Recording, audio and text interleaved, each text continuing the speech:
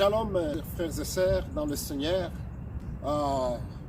Nous avons suivi tous les déclarations de M. Francisco au Vatican. Alors, il nous a donné aussi le pouvoir et les droits des réponses dans son interview. J'aimerais juste apporter des corrections à M. Francisco pour vous dire, premièrement, que la Bible elle n'a jamais été une culture occidentale. La Bible, elle est la culture moyenne-orient et africaine. Alors, nous vous demandons peut-être de la relire encore et de penser encore à cela. Elle n'a jamais été une culture occidentale. Et en d'autres termes, j'aimerais aussi vous dire que vous ne nous avez jamais apporté la Bible en Afrique, non. Mais la Bible, elle a commencé en Afrique. La première personne à écrire la Bible, c'est Moses. C'est lui qui a commencé.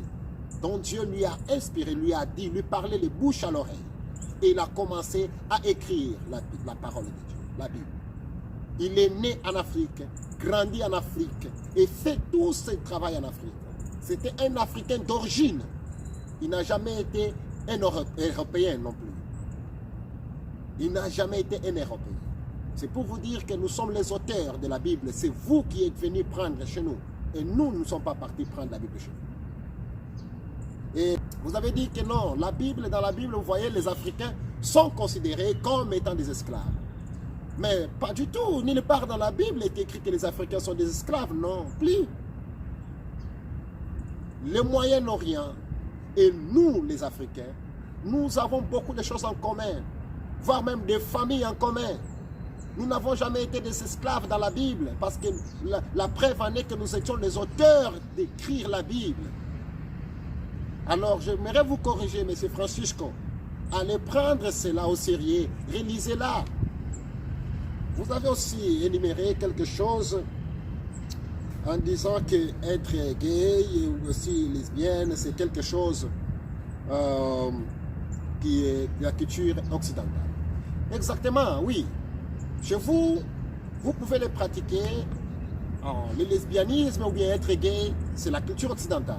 Mais elle n'a jamais été la culture Moyen-Orient ou bien africaine. Personne ne vous empêche de faire ce que vous êtes en train de faire. Nous tenons juste à vous corriger que le Sodome et Gomorrhe a été détruit à cause de ces pratiques. Lisez bien la parole de Dieu. Lisez bien la Bible en Genèse chapitre 19. Vous allez comprendre très bien, M. Francisco, que le Sodome et Gomorrhe a été détruit parce qu'il y avait des pratiques abominables, ce qu'on appelle être gay et le lesbianisme. Et j'aimerais aussi vous porter correction, M. Francisco, là au Vatican, là où vous êtes. Vous avez dit dans votre interview que le paradis n'existait pas et aussi l'enfer n'existait pas. Et vous avez m'ajouté qu'en disant Dieu il se trompe parfois. Mais moi j'aimerais vous dire une seule chose. Dieu ne s'est jamais trompé et il ne peut jamais se tromper. Vous êtes parti trop loin pour blasphémer. Mais ce n'est pas grave, nous vous portons correction. Nous voulons vous enseigner la parole de Dieu. Nous voulons vous apprendre. Dieu ne se trompe jamais. C'est nous les humains qui peuvent se tromper, comme toi tu viens déjà de te tromper. Et aussi, l'enfer existe et le paradis existe. Bien-aimés dans le Seigneur, je vous prie d'être trop vigilants parce que nous nous rapprochons de l'enlèvement de l'Église. Alors, réveillez-vous, réveillez-vous, ne suivez pas de faux prophètes qui vont vous amener à l'enfer. Obéissez à la parole de Dieu comme elle est écrite. Parce que vous voyez déjà des signes. Regardez à Jérusalem, au Moyen-Orient, ce qui est en train de se passer. Avec les Hamas et tout ça là. Réveillez-vous de votre sommeil. Un chrétien doit être vigilant. Merci beaucoup, c'est le pasteur David. Et merci beaucoup à tous les serviteurs de Dieu aussi qui ont intervenu pour intercaler ces flots diaboliques et sataniques. Shalom.